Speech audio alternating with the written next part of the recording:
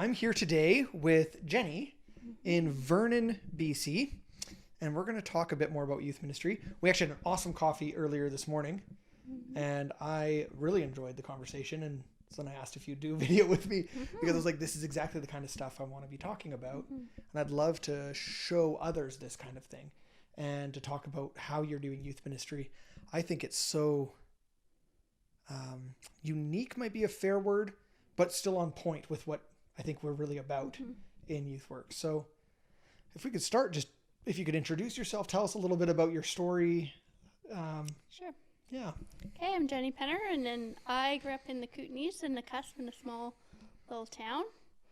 Left home at 14, and then ended up moving in with my aunt and uncle when I was 15. Ended up doing camp ministry for 2 years, and then grade 11, I decided I wanted to work with girls involved in gangs. Wow. And I ended up going to Briarcrest. By that time, I'd been to 13 schools.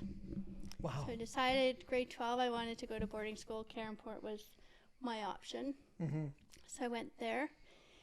And grade 11, I decided I wanted to do a 4-year program, BA in pastoral ministry. And so I was excited about that. And every summer, I took every single opportunity to do some kind of form of youth ministry.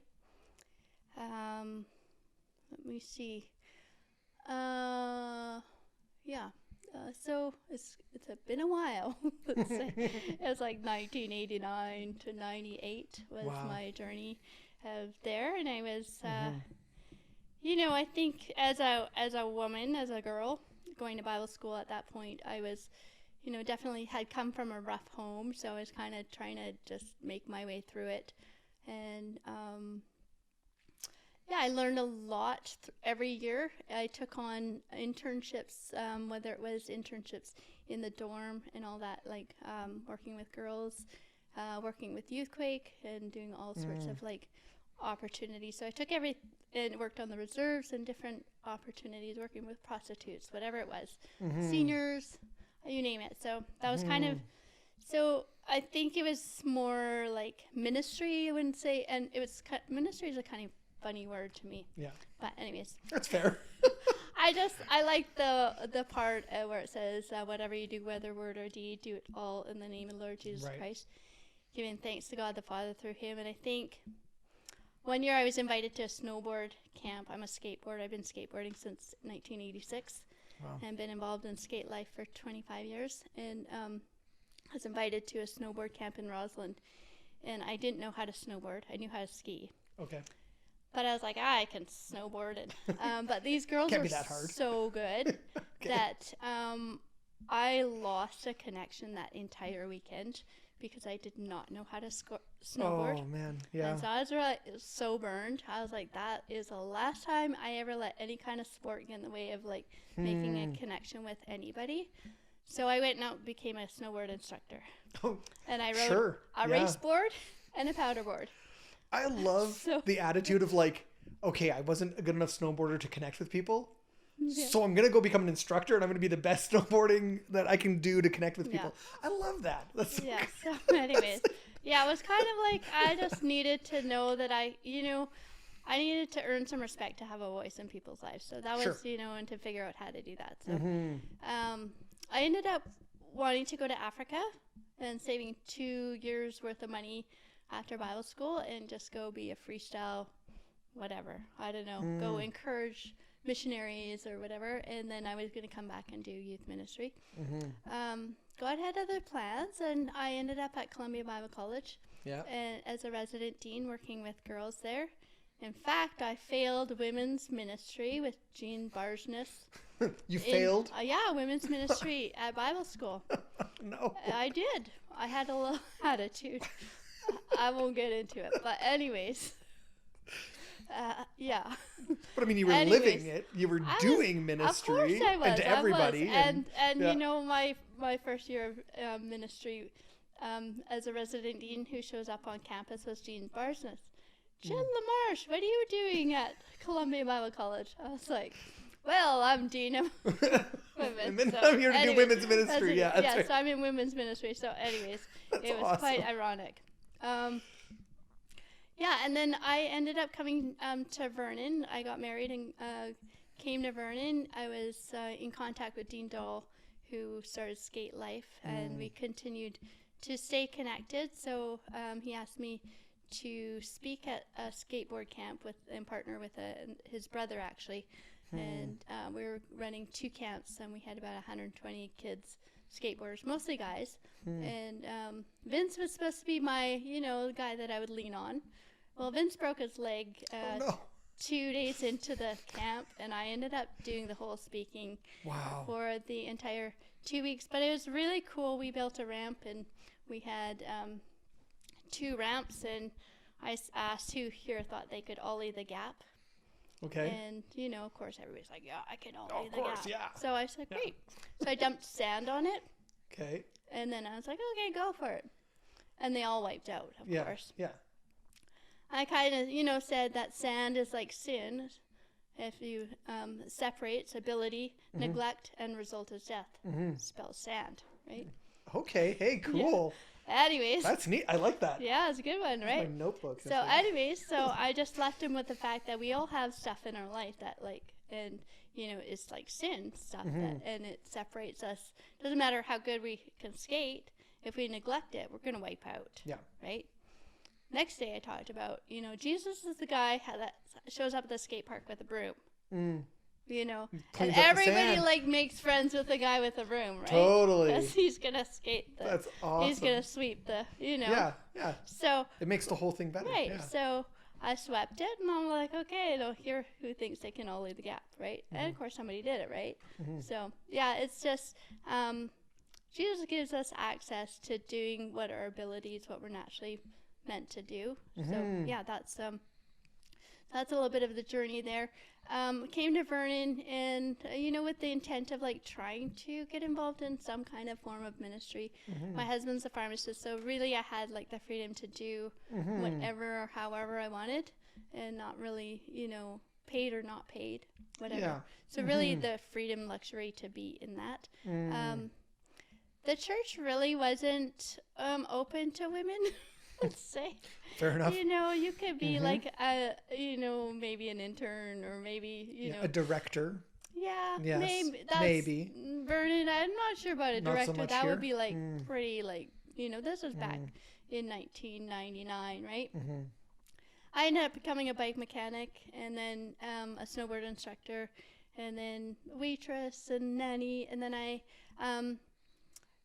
helped start Young Life in Vernon. So that was kind of, it had been here before. I don't know what happened. So it had a bit of a sour taste in people's mouths. But I just kept going to Kelowna every Thursday for 2 years and knocking on the door. And I kind of went and helped get a committee started up here in Vernon. Nice. And then from that point on, we got the committee started. I was hoping for Skate Life, secretly, but it didn't really go that way. It was kind of wanted to do the traditional Young Life, which is fine. And I thought about running the Skate Life, but I didn't want a single parent kids. I needed really a team. My husband's a skater, but he was working full time, and there wasn't many Christian skaters in town to kind of glean from. Fair enough. I would have been single parenting all these kids. So we just ended up taking kids to camp and not really starting our own skate club. So, but Young Life kind of took off, and I got pregnant around that time when it took off. So I kind of lost in the thing of parenting and stuff, and kind of, we get little notes that they're fundraiser here and there, but I didn't really realize how much it grew until we got invited to a dessert theater when my daughter was maybe 15. I'm like, it totally took off. I was like, that's wow. Awesome. I'm like, that's so cool to see. But I mean, having started something and not seeing been involved in all the pieces of it, but it was really cool. And Armstrong really took off with that as well. And then my daughter got to be a leader in the Young Life, which was really that's cool. So great. That started. So that was really fun. And then both my girls did not want me involved in youth ministry at all. Okay. At our church. And I had to honor that, Right. And I remember back when my daughter was, and this is kind of funny, I wouldn't suggest this for most parents, but for myself, I feel like it was a very direct thing that I needed to be obedient with. When my daughter Zola was about 9, God just told me, don't teach her anything about me. And I was like, that's a really strange word. That Are you seems sure? strong. I'm like, weird. are you sure about that? And I was like, okay. I'm like, what does that look like? And God just said, I want you to live it out. Don't say anything. And I was like, and that was for both the girls. And, you know, pray for them, love them, you know, teach them Jesus in different ways. But yeah, and I was like, okay, that's really strange. Anyways, and Zola was teaching. She was like, Ruby would sit in church with us because she just liked being with me, but she gleaned a lot from the teaching there. And Zola took she did not like church, so she was like, go and work with the 2-year-olds, 2 and 3-year-olds. Go to the nursery, help out there. Right, and she would teach these little lessons. I'm like, and one day she comes to me, she's like, oh, the Bible's so irrelevant. She's maybe like 12. I was like, oh, really? I was like, so what are you teaching those kids anyways? Parents were sending their kids to her, and I'm like, say the Bible's stupid. I was like, whatever, your jam, right? And so I was kind of laughing. And then, you know, I was kind of watching her, you know, she was getting a little bit more bitter and whatever. And I was like, okay, God, like, what's going on? So then I think it was like, that summer, she loves horses, and she wanted a horse. She wanted, you know, she was leasing a horse and, you know, working for this girl, and she was getting lessons and stuff. And she's like, I'm going to have stables when I grow up and stuff. Sure. And I said, you know, what would happen if, like, one day, like, when you have kids and you have money and you can buy all the horses you want, you can have all the stables and you want your kids to ride, and they want nothing to do with a horse. And this has been your dream. And I told her that. I'm like, this is kind of like, I felt God's permission to talk about this. Of course, you know, I just, you know, that, I was like, you know, what if, like, I was like, this is my story. Like, I fell in love with God, and I wanted, you know, God to be a part of your life. And, you know, I realized that I don't want to, you know, project that onto you. I want that to be your own story and your own journey. I'm like, you know, we don't have guarantees whether you're going to love God or you know God or have a curiosity about him. But, you know, it just kind of paralleled that part. Anyway, she got invited to youth group when she was in grade 9, which she, you know, adamantly refused to go before, and she kind of mocked it. And she went, and she loved it. She went on a road trip, and the friend who invited her actually didn't stop going, but Zola kept going. Oh, really? Yeah. But she loved it so much, she went back even though her friend wasn't there. Yeah. That's awesome. Anyways. That's good. She was grade 9, and I came down to her room one morning, and she was under her blanket. I'm like, what are you doing? She was reading her Bible. Like, secretly? Yeah. And I was like, oh. That's awesome. I'm like, wow. Like, thank you, like, Lord. You're reading your Bible, huh? For someone who says it's irrelevant. And so her faith journey started then. And then Ruby's journey also was kind of that part. And then, they didn't want me involved in youth at all. So they went, and they were kind of led and shepherded by Chet Fitchett. Okay. An amazing guy. Humble, beautiful guy who just, like, really sought out kids and just loved them. And, you know, he's definitely had a huge influence in both the girls' lives. And I was, you know, often I would see all the guys sitting at Triumph in their little meeting, all the pastor boys, I call them. I don't really. But anyways, I always, like, knock on the door. And I'm like, hey, something's missing. And they're like, what? I said, a girl. Yeah. And Chet would always like, Jen, you can come. I'm like, I can't. The girls won't let me. Yeah. So finally, Ruby went off to, she was going to go to Costa Rica in Bible school that year, but she was still leading. And Chet asked me if I would volunteer. This is during COVID. And, like, just as COVID was ending. Yeah. Anyway, so I, asked Ruby if I could go, and she said, yeah, you can come. So she was okay with me being there. She just said, just don't be in my space, right? Right. So, you know, to kind of take away from who they are, right? Yeah. And, and then Chet ended up going on a medical leave during that time, and the church kind of looked at it and was kind of saying, oh, well, let's just put videos in, right? And I was like, I kind of have a degree in this. Yeah, you know? I'm like, I can't really sit and let you guys do this. Yeah. Right? I've done Young Life. I've done Skate Right. Life. I've got Bible school background. So, I could probably help. Yeah, I probably do this, right? So, I mean, I don't know. Maybe I should agreed to this or not agreed to it. I was an intern for 15 hours a week, but they hired a ministry coalition to oversee me, which I find was really interesting and curious. I mean, some parts were helpful. It wasn't entirely, like, you know, useful for me. But, I mean, a Canadian Tire versus a Cannondale bike. I mean, a bike's a bike, but I really like Cannondale bikes. Right. And so, I mean, Ministry Coalition, I don't want to slag it at all, but, I mean, they have their own way of doing things. And, for sure. you know, I have a heart for young people, and I feel like it was, that you can edit all of that part out, too, if you need to. I am not beholden to anybody.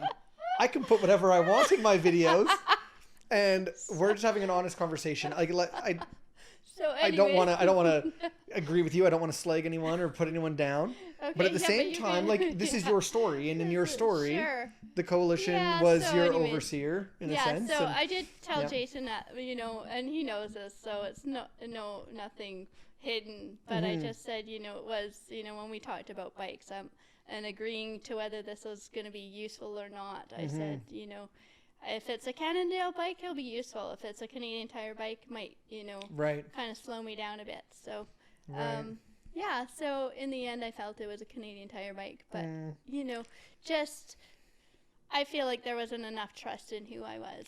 Yeah. You know, and whether that was because I was a woman or not, or because, you know, they're the specialty people, I don't know. Or if I was in a ministry. It just was my own journey on that. But we did start out with maybe 20 kids at the beginning, and that was when all the restrictions were in and masks and everything. So it was a pretty tricky time. Hard for all of us to navigate. Yeah, it really was. So, at the beginning, the leaders who had kind of grown up with each other didn't really know each other. So we kind of formed a circle. And at the beginning, they don't know how to form a circle even. So, that's more of an egg shape. Let's pull it in, circle. Pull it in and get in tight a little bit. And then just started bringing snacks, lighting a candle, and kind of doing, like, before we started youth, we would kind of, like, take about 15 minutes just to kind of be still and listen to, I had a little speaker. That's all I had. Nothing really special. Spotify works. And lit a candle and just, you know, laid everything before God. And they started to get to know each other. We'd talk about, you know, what's been going on, highs and lows, and basically, And then from there, we got rid of the stage, and we started to meet in a circle with the youth. And every time, intentional games with names, getting to know each other's names, and really, and it started to grow. Kids started inviting other kids. The junior high grew to about 70. Wow. In, like, I would say, well, I was there for 8 months. So, and then the senior high also grew from 20 to 70. That's wild. And wow. We didn't have any conversation about COVID. Yeah. Masks were not masks. Every kid wore a mask, whether they agreed with it or not agreed with it. I had one mom say, "Are you going to talk about vaccination?" I was like, you know, that would be divisive. Yeah. So can we talk about Jesus instead? Yeah. And she looked at me and she said, "How old are you?" It's like, I'm short, but I'm 50. That's right. Old enough to know better. Yeah, that's right. So it was kind of funny. And then I said, "How old are you?" And she's 49. So so you had seniority? I was older. So really. So I gave you seniority. Yeah. Exactly. Yeah, so that's good. Yeah, and then after that, then there was a job offer out there from the BAC, and I felt like God saying I needed to apply for it. I was like, really? I was not expecting this. And so I was kind of like shocked and I was like figuring out every way not possible not to do this. Yeah, of course. And then God just said, "I want you to commit for 10 years. Whoa. And I was like, that's heavy. That means I'll be like 60. I'm like, okay. So I just, and, things got a bit weird in the application thing. They wanted me to do a sermon on the demons being, casting out into the pigs, which I thought was it's an interesting passage to choose for a test sermon. sermon. I was like, I should have resisted that one on that one, but I was like, I'm not sure where you're going with that. But anyways, it was an interesting process, to say the least. And, definitely not really a personal experience, like it just seemed, very distant. They did hire a really cool guy. Good. Levi Moore from Kamloops, which I fully support. Excellent. And when Jason called me and said that I was runner-up to Levi, I was so thankful that I didn't get it. Because you knew if you did, you were committed. Yes. I was like, I had to hold both, right? Yeah. Loosely. Yeah. But I was so thankful, and God just said, it was like God said you did everything that you could in what was needed and necessary. But I definitely grieved because I fell in love with those kids, and I fell in love with leading, and I was like, oh. And so I really felt like God just saying, I want you to step away for a whole year and give Levi that place too, because the kids were so attached to me and I was attached to them. Yeah. And he really needed to find his groove, and he's going to do things different, and that's hard to do if the previous leader is still kind of lurking around. Yeah. Yeah. We all make Jell-O a different way, right? That's right. Well, and even for yourself, you probably needed a year just to kind of grieve a little bit of, like you said, you love those kids and you're handing them to somebody else's care. Yeah. That's significant. Yeah. That's not a small thing. I mean, no. I've had to do that in my story as well. Yeah. That's hard. Yeah, it is. Yeah. It's a bit of hard. So it was Halloween night and the girls were still going to youth. They're still leading. And Excellent. They were off. I don't even know what they had really cool costumes, and they were off going to it. And I came back. I was working up at Sovereign as well, and is a Nordic center. And I came back, and Ruby says, she's like, "You seem kind of grumpy." I was like, "Oh," I'm like, "I'm just really sad." Yeah. Like, you guys are going off to youth, and I can't be there, and it was just like really bummed. So, anyways, they left, and I was like, "That's it. I'm getting a job with youth. I don't care where."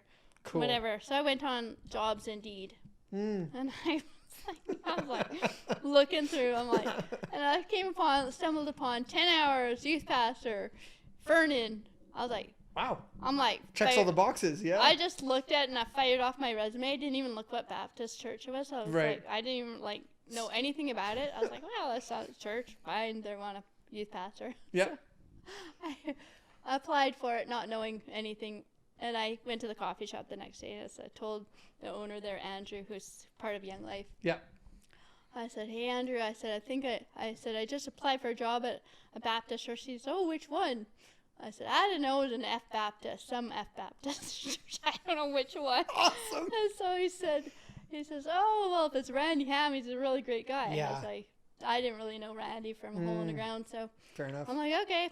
Next day, I get a text from Randy Ham. Nice. I was like, well, that's a bonus. I'm glad I'm on par with what's going down. That's great. And so I met with him, and I was like, yeah, interesting. So I met at the church, and the council that I met with were all in, I would say, 70s. All of them in their 70s. I was like looking around the room. I was like, oh. Okay. You're the young hip youth pastor potential. And they didn't really have a lot of youth in there, and I was like, oh, okay. So I don't want to be the one driving the bus here. Sure. So we had 5 different meetings. Wow. And I met with Randy on his own. I met with the council, and I told Marv, no, I don't want the job. The building is ugly. Yeah, I was there for Sunday. So ugly. I thought to myself, very interesting layout. The sanctuary is beautiful, but I hadn't been in the sanctuary yet. Oh, so okay. I'm like I thought the sanctuary was very nicely put together for Easter when I was there for Easter Sunday. I was like, no way. So I can't do this. Yeah. And then, and I was just like, it felt like they didn't really have a vision. Right. For... and they wanted me to come up with it, and procedure and policy, there was nothing there, and it just seemed like so from scratch, and I'm like, oh no. I'm like, do I really want to do this? But I mean, I loved Randy's heart. Anyways, I called my roommate from Bible school, Tara, Tara Martins. Nice. Originally foster. Incredible. If you want to interview someone on youth ministry, she's got it dialed. And she's in Saskatchewan. But anyways. Well, I'm sure I was in Saskatchewan a couple weeks ago, but I'd go back. She's amazing. So anyways, I phoned her and I'm like, here's the deal. She's like, I went to camp with Randy. And she said, like, out of any like guy, she fully respects him. And so she talked a lot about who Randy was. So that was a big bonus for me. I talked with Hannah, his wife, and just wanted to make sure that I wasn't stepping on her toes in any way, and just needed to know that I was there. You know, it's been a delicate journey to kind of walk through. You know, they've already had things laid down in how they did things, so I want to be sensitive to that. Yep. Anyway, so I think it was the fourth time Randy texted and I made my decision. I was like, no, this isn't for me. I'm going to move on and find something different. And then he texted back, would you reconsider? I was like, Marv's like, you should go back and, I was like, I don't have peace about this at all. So, anyways, I said, Marv said, just be open. I was like, okay, I'll, consider. So I went skiing that morning before I was going to meet the fifth time with the council. I told them I was dating them. Yeah. Right. It's totally how that experience feels. So for sure. I was skiing and I was like, I have no peace whatsoever. I even texted Marv just before walking in the building, going in, trying to be open, have no peace. With my text. And I sat down, and within 10 minutes, God just opened up a new part of my heart. Oh, wow. And it was like, I saw these people's heart for God and their heart for each other and their hope for what possibly could be. And I was like, I was like, so God. And I was like, at that moment, like in the middle of this conversation, I was trying to be open and it wasn't coming. And then all of a sudden, God just opened it up and I was like, I just told him, I said, I'm in. Cool. And it was kind of a bit of a journey. So that's great. So that's how I'm in youth ministry at 52 when I wanted to be in there when I was like, 20s. But I will say this, God did prune me. Oh, absolutely. But when I was at Columbia Bible College, I had this huge bush outside of my room. And the time that from 15 to 24 when I was still at Columbia, like incredible ministry opportunities. Discipleship, loving people, just lots of fruit. I had this big tree out my window, and one morning I woke up and it was hacked right back down to the bare bones, and I wept. And I knew that God was doing something in my heart and that he was pruning me, and I didn't know why, but I just wept, really. I was very sad. And it lasted till probably 4 years ago. And 4 years ago, God said to me, it's not because of anything you did wrong. It's because of the fruit I want to produce in you. Yeah. But that was like a 20-year journey of not knowing what he was pruning and not knowing where that would lead. Yeah. And I had to just sit in that, and I felt like I was in Venice rowing a boat, eating cheese, and I had an engine of like that could carry 20 ships. But not allowed to do it. But I'm not allowed to do it. Yeah. Right? And just like, okay, I just need to be still. Yeah, and I'm still like in that place of stillness. So I feel like God definitely pruned me. I don't need to prove anything. I don't need to do anything except for listen to God. That's really amazing. So. Yeah. Yeah. I think we all go through significant pruning, and you can see it in a person, and it's hard to put a finger on exactly what needs to happen, but you can see it in a person when they've submitted to God and he shapes and guides and directs kind of where they're going in life and in ministry. And there's something great about that, right? There's I don't know if there's a softness or a tone or a humility that comes after that process that God works in us. And it's good, though it is often painful in the moment. I think what was more painful, really, to be honest, was like when God showed me it's not, the pruning itself was hard and the waiting was hard, but when he showed me it's not, when he said that to me, it's not because of anything you did wrong, but because of the fruit I want to produce. I hit the floor and I didn't know what to do with that. I went and talked to Scott Lanigan at Trinity. He's a good friend of mine. He's a youth pastor. He was a youth pastor and now he's a pastor there. Yep. And I just needed a point of reference because he knew me back when God was doing things in and through my life. Right. And I just needed, I don't even know what I needed, but he prayed for me. That's all I remember. And I just, I wept. Like, I was just like, I don't even know what to do with this. Yeah. Like, I don't know what that means. I still don't. Yeah. Right? I still So don't the know journey's still going on. Still going on. Yeah, it's not done yet. I don't even know what that means. All I know is I'm to be listening to God and pay attention. And That's incredible. yeah, so. Yeah. Yeah. Wow, that's an amazing story, and I'm sure there's a whole lot more to your story that can be filled in there. Yeah. But I really appreciate you sharing all that. Honestly, it's an incredible way to just see how God has led and guided you over the years in ministry in so many ways, and then calling you into a new type of ministry, leading a youth group, even when you weren't expecting it, and brought you along an awesome pastor. I've only met Randy a handful of times, but I'm always just really encouraged by him. He's a very personable, awesome guy. I say with very little knowledge of who he actually is, but the reports I get from people is just nonstop good things about Randy, and so I'm really glad you've ended up in ministry with him, getting to partner with him there. And he's super inclusive. Like, he invites me to ministerial things. I haven't which really he had should. a That's chance excellent. to be involved yet, but I don't want to push my way in the door with. I want to be invited. Yeah. I'm not the type of person to say, "Oh, I need to be here." I don't. Yeah, I don't work that way. And I think my age is too a barrier for some, but so I mean, that's just, I'm okay with my age, believe me. Yeah. But I'm okay with, I think we doing get ministry. better at this as we get older, not worse. So I don't think age is a problem. I don't think so. I think the word youth ministry is I think doing life with people, right, is important. A soul is a soul. Yes.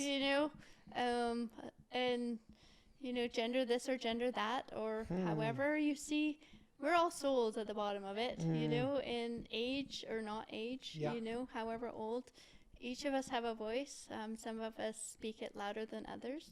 Some have nonverbal ways of speaking.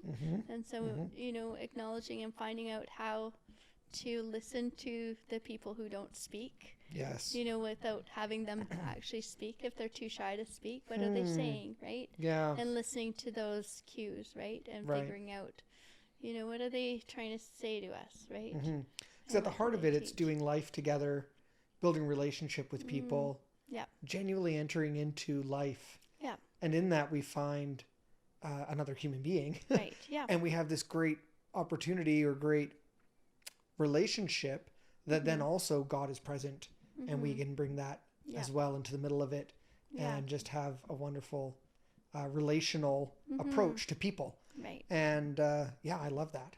Right. Yeah. Relationship is like, it's my jam. I love that. It's huge. Yeah. I think another big thing is like, I was a bike mechanic, so building a wheel, right? Yeah. You have a certain amount of spokes that you need to thread through your rim. Okay. And it's attached to a hub. Yes. So you have your wheel and your spokes and stuff. And then you have a little tool that tightens. They're called nipples. Yeah, that's great. So you have to right or tight. Yeah. Lefty loosey, righty tighty. Right. So make sure you go the right way and tighten them all. So you need to have them all in the same tension. Right. In order to make a true wheel, to make it kind of run. If the tension's off, it'll be wobbly. Right. Right. And so God really gave me that picture of like, it is the Spirit's role to be the mechanic. It's never our role to be the mechanic. Okay. Right? To loosen or tighten anybody beside it. We're just a spoke. Interesting. And we're all a spoke. It's a humbling thought. Right. Puts us in a rightful place. Right. And we're connected to the hub of God. Right. Right. And the Spirit of God does the convicting, challenging, leading, directing, pursuing. When we hunger, we thirst, we cry, we weep. You know, he's, the presence of the Spirit of God is there. Right. Yeah. Leading us to, the throne room. Right. And that we can be in the truth. Right.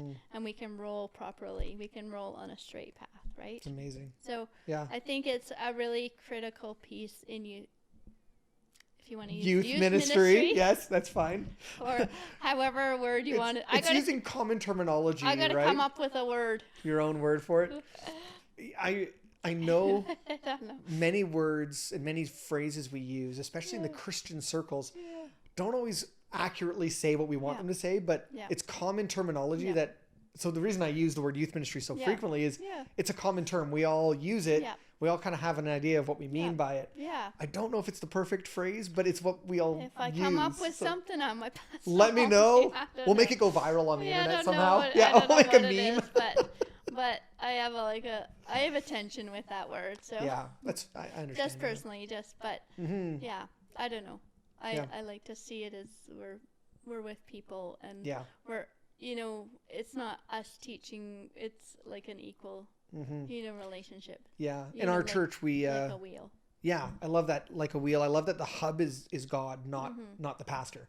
And we sometimes, I think sometimes as pastors, we fall into a trap of putting ourselves there, thinking we're the hub holding it all together. And it's like, actually, no, you're just another spoke alongside all these other spokes. And I love that imagery.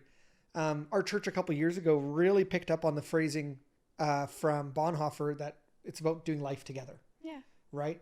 And we want to be doing life together as a church, as a community.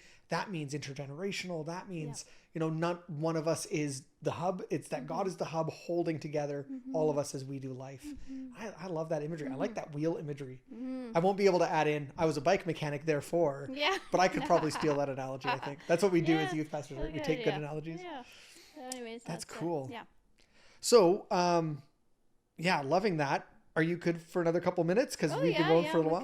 We can. So I'd love to ask you this question that I have here, because the conversation this morning I thought was just so on point and flows out of what we were just talking about the importance of relationship, the importance of being a community that does life together.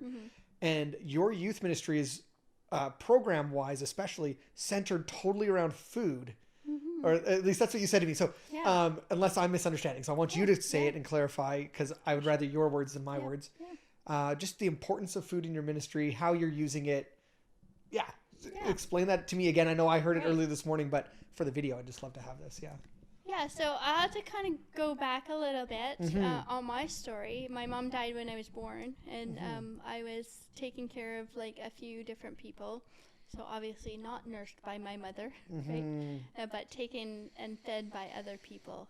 And my dad remarried when I was 2.5 to my stepmom, who was oldest of 14 kids. Wow. And she was a food hoarder. Oh. Yeah. Wow. Yeah. We had 2 deep freezes. Okay. And a root cellar. And 2 fridges. We had cows, pigs, chickens, turkeys. Wow. Goats.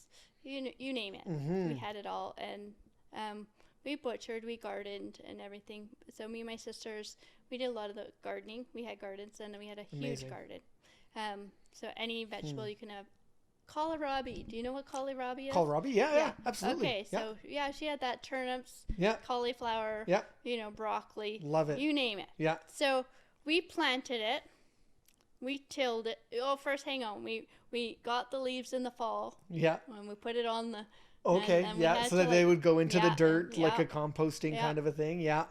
We rototilled it, and then we made our rows. We planted it. We weeded it. We gardened it. We harvested it. We cooked it. We were if my stepmom was nice, it would have been good, but she wasn't nice. So Cinderella had it easy. Right. So we did all that, and my stepmom locked the root cellar door, and she rationed our food. Oh, so we were hungry. We had all this food, and you couldn't eat it. And we couldn't eat it, and we were so hungry. Oh, that's terrible. So food is important to me. Yeah. But I didn't know how to eat, and when I left home, because we were only allowed porridge for breakfast. Mm-hmm. And my dad and my stepmom would have French toast. They would have cereal or pancakes. And, Wow. and we were allowed to have porridge, and I hated porridge. That's so I wouldn't horrible. have breakfast. Right. And then we had to pack our own lunch, which we were only allowed certain things for our lunch. And, when you're in grade 2, do you know how to pack your lunch? Not really. I started teaching my kids to pack their lunch around that age. But yeah, but you probably helped them. I right? did a lot. Yeah, you didn't yes. scream at them and No. hit them. And I wouldn't let them and just take chocolate or whatever. But yeah. So I didn't really learn how to, no. pack lunches. So I learned how to go without food till supper. Okay. So I didn't really eat till I was at 6:30. So I had one meal, and it was rationed meal. Oh my goodness. So we got good at like stealing food. Right. You learn to survive. Oh yeah, we learned to survive. You have to. Oh And yeah, It's terrible, but you do. I remember at Christian school I had detentions pretty much every day. Wow. I went Because of to- stealing. No, not stealing other things. Well, but stealing food. No, I'm not Oh, okay, stealing. okay. No, this Okay. is just a side story. Oh, okay. I would. I was like, my goodness, Jenny, No. this is a terrible story, but great, but terrible. It's terrible, but it's got some really funny parts Right, to it. of course. So, detention, we would have to stand up against the wall for half an hour, where the wall was positioned, it was right beside the furnace room, Okay. and right beside inside the furnace room. Have you ever seen those chocolate-covered almonds? Yeah. Oh, yeah. Love chocolate covered. Right. Yeah. Do you ever do a sale for fundraiser? Selling them? I did when I was a kid. Yeah. Yeah, me too. We got to do this. Mhm. And I had like 3 bags on my, bike that has the handlebars. There's a banana seat handlebars. Yeah. I was racing down to go sell my next bag of Yeah. a box of chocolates. Yeah. And the bag slid down and got caught in the spoke Oh no. and like hucked me in the ditch along with all Oh, the chocolate covered almonds. And that's when I learned how good they were. How Oh, they they're taste so good. So- You don't get a shape and figure like mine without eating a few chocolate covered almonds. So let me tell anyway, you. so during detention, this fundraiser, I don't even know if kids were doing it anymore, but there's boxes of chocolate covered almonds still in there. Wow. So I'd sneak in there and grab a box or two, and I would eat them on my way home. Right. And then I got the brilliant idea that I could be selling them Well, and getting sure. different food. Yeah. So I would sell them and have different food. I also Nice. stole from my stepmom and would I would, usually Mm-hmm. bought sauerkraut Really? or pickles. Yeah. I mean, I don't blame you for buying pickles But or sauerkraut. I love you know both what of those sauerkraut things. is though? You know Shackleton? Have you read Shackleton? I don't think I have. Okay, No. his crew, you got to read it. Okay. Anyways, all right. good book. All right. Anyways, Shackleton, their whole crew survived because they had sauerkraut. Okay. It's Yeah. high in vitamin C and saved them from scurvy. Oh, So that's clever. Yeah. Because it's interesting. pickled cabbage, right? Right. Yeah. So There's lots of people in I my community who survived on make their pickled own. cabbage, That's even amazing. though we had like freezers full of food. Orange concentrate and honey That's devastating. and butter and sugar. Wow. And It's all the essentials. my sister would come home from sleepovers and she would tell me all the food that she would eat Wow. at sleepovers. Yeah. Years later, she told me she was lying. Because She imagined all the she food she could eat. imagined all this food. Oh my Anyways, goodness. that's a sad story, but It a is a lot sad of joy. story. But so fast forward to when I moved in with my aunt and uncle, and I really didn't know how to eat. Right. And they sat as a family, and they would eat 3 meals a day, and I had no clue what that was. And Wow. then I went to Camp Quanos on the island. Yep. I was there for 2 years each summer, and they had 3 meals a day. And I started eating. And then I went to Caronport High School and then Briarcrest for 4 years, so I was there for 5 years. 3 meals a day. Amazing. Then I worked at Change Columbia your Bible whole College. paradigm. Yeah. Yeah, and 3 meals a day. Wow. So I learned to eat. And then I married my husband. First thing he said, "Can I make you a sandwich?" I was so good. You're the man. Yeah. I didn't even know I needed one. And my food Yep. cues were off. Yeah. So I didn't really know what hunger cues were. Sure. So, yeah. Well, of yeah. course. I mean, again, you had to learn to survive, and your body learned to survive as well. So yeah. So wow. along the parallel of that was like hungering and thirsting for God, right? And during that part, I lived on God. Yeah. Like that was what I ate, you know, from when I was grade 2, you know, and when I first learned how to read my Bible, and I got a Bible, and I had 2 Bibles, read them both. I loved them. Wow. And then at Christian school, I got to go to 3 different Christian schools, 4 different Christian schools. Sorry, we moved around a bit. Yeah, you did, yeah. I went to 14 different schools. Wow. But during a period of that, I was there from grade 4 to grade 7, and they had the Bible on tape in the library.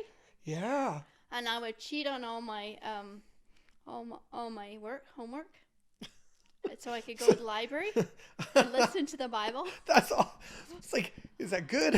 Oh yeah, it was like, great. Don't cheat, but you should go listen to the Bible in your library. Like, and I would listen every day. Like I would get there and I'd listen with. I would just listen to it. That's awesome. And I didn't realize until I got to Bible school. I'm like, why do I know the Bible so much? Yeah. Because in my teens, I really didn't read the Bible. Sure. But I ingrained it in those early years. And I memorized so much. And I mean, like, who can find a virtuous woman for a price far above rubies? Her heart of her husband does safely trust in her. It was King James. Yeah. So anyways, that was the journey of food.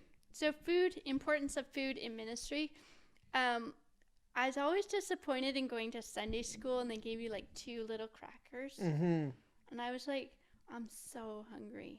Right. Of course. And I was just like, this is so sad. And, you know, for potlucks and stuff like that, we would have once a month. Of course, my stepmom would monitor what we ate there so we could eat freely. Right. Okay. So it was a free space. Yeah, it was a free space that we could eat. And then also going over to friends' houses, my stepmom would want us home at 7:30 in the morning. If we stayed overnight Friday night, we'd have to be home at 7:30 in the morning. So, and my friends' parents would wake up early in the morning and make me breakfast. Okay. Oh, wow. Right? And so they would feed me. And before you went home. I ended up working in a bakery when I was 14 and for a Polish couple, and they fed me. Every time I walked in the door, they would just feed me. They'd just give you food. I barely worked. Wow. I mean, I washed pans, but they were like, you need to eat. And a good Polish family, they won't let you go without eating. No, you know, it's like no. So, the importance of food in ministry is really critical, I think, for myself personally.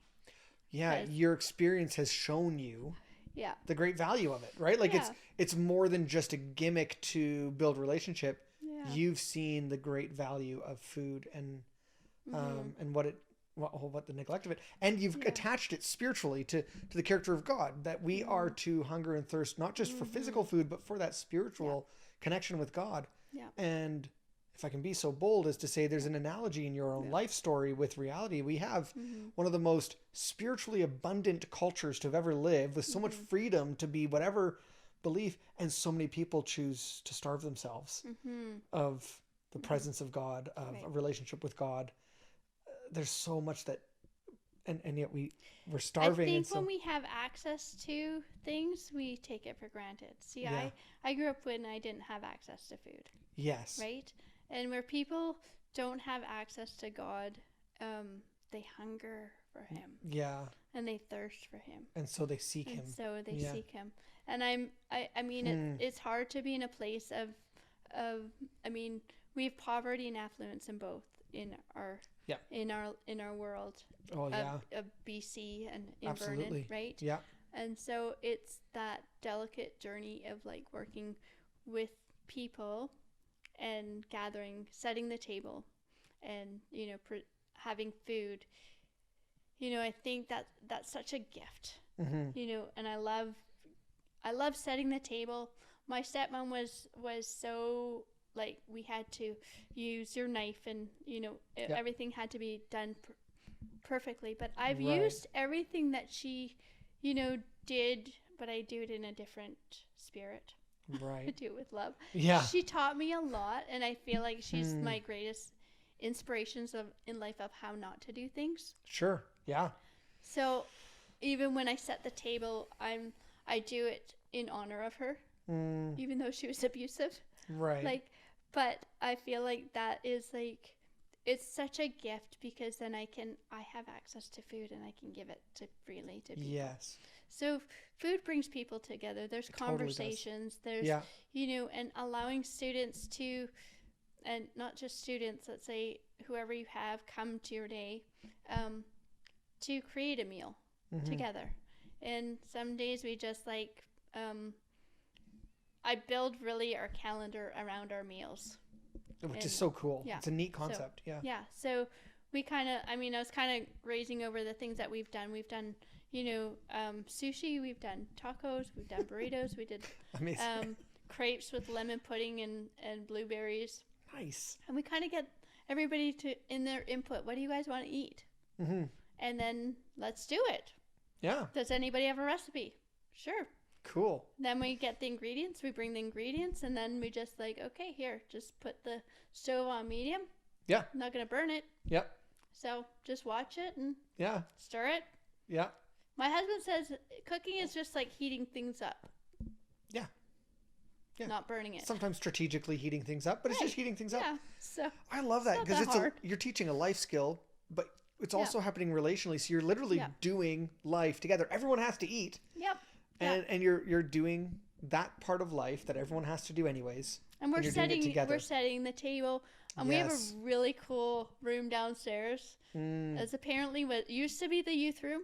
Okay. It's now the silk flower room. Okay. The ladies do not want us to touch it. Okay. Like make it into something else other than holding these silk flowers. So we get to go down and use any of those flowers for our decorations. Nice. For our meals. So, beautiful. So when we had our Greek, night, it was amazing. All the guys went, they were all gone. I'm like, where are they? Oh, they went down to the room. They went to go get flowers. They created Greece right in front of us. Oh, that's so cool. It was so cool. It was wild. So cool. All these weird candles and candle holders and plants and stuff. I was like, this is awesome. Right out of the 70s. That's great. And it brings the youth in. They're doing this, right? Totally. This is your kid. This is the kids in your youth group. This isn't like you and a couple of leaders. No. Yeah. And then cleanup is like basically everybody does cleanup, and that's how we roll. And it's very intergenerational. Our oldest is 73 years old. We have a couple in their 60s, and then here's another example of food. One of my spiritual leaders, Bertha, she's South African. Back in January, I was telling her, it was last January. I was telling her about this job that I got at First Baptist, and I was excited about it. And I told her, I kind of do Lectio Divina, and then I serve muffins and tea for Sunday school. Nice. She's like, oh, that sounds like fun. I want to come. I'm like, you do? She's like, yeah, I would love to come. She's like, can I bake a cake? I'm like, sure, bring a cake. I'm like, can't guarantee how many people there will be, but come. We'll do our best to eat it. Next week, she shows up with this chocolate cake. Awesome. It's all frosted and everything. There's two people, and me and Bertha. Awesome. A guy in grade 7 and then a guy in university. Oh, wow. And we shared the cake. And then I was like, well, why don't we give it to all the teenagers? Yeah. That's what I call them. The teenagers? Is that like seniors who... Yeah. But they're still really teenagers? Yeah. That's so stuck cool. In it. They're all like us. I love that. I was at another youth group. Agers. I was at another youth group. I'm going to film a video with that youth pastor, hopefully at some point. But she does a youth night called Youth with Experience. Yep. And it's to invite all the older members of the church. Yeah. And they all, they're all youth too, but just with more experience at being youth. Yeah. Teenagers. Yeah. Oh, that's so good. Yeah, they're good. They're wild. They have no filter. No, yeah. No, it's a good. Sometimes it's a bit off, but it's all good. But they usually have big hearts, They just love so much, right? Such big hearts. Oh, I love that. And it's so lovely to see the interactions and the dispersing of, I love when someone who's in their 60s, their jaw is dropping because like a grade 7 girl is just sharing her heart. Yeah. Or just worshiping God, and then all of a sudden just gives them the confidence to worship God like that. Awesome. So, I think that exchange and that generational exchange is so beautiful, and I feel we're doing an injustice when we segregate and isolate, you know, and just having that equal, that kind of spoke where it's of like, you know, the spokes aren't all newest spokes, but they're all coming together. Yeah, it's all making up the wheel. We're doing life together. So I did an Indigenous coaching class up at Sovereign, and they had a like a 7-Up pop bottle, plastic bottle, with strings attached, and say that I think there's about 15 of us, and all the strings were equal. Yeah. And we had to. The object was to put the bottle up onto a bucket, and we had to have it stand right there. So we all had to kind of like move together.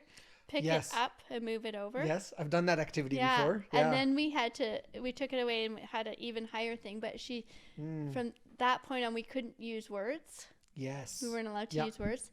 And I love that because I think, I mean, you can be 80 and still hold a string. Totally. You can be, and you still can have impact. And if you can like visually see that, like, of how the church should operate, is that each of us have a string. Doesn't matter how old or young we are, we still have input, and we are making things happen. Yeah, right. Absolutely, we have influence and impact. You know, and when we're yielding to each other, you know, not and watching for each other, then we can work together. Not just trying to pull it to your side, but you're working with the other person to create lift of this bottle. Yeah, it's not a younger kid saying, "Here, listen to me." Yeah. You know, and start whining and crying. Sure. And it doesn't work. An older person saying, "I know what's going on. I know what's right," and they pull really hard. They're pulling. You know, I know God loves this way. And, you know, it's just like it just makes it all like neutral. We're all on the same playing field here. We're all on the same journey. Yeah. On the same path, just trying to get to know Jesus a bit. Yeah. Yeah, absolutely. So anyways, that's all I have. That's amazing. Thanks, Jenny.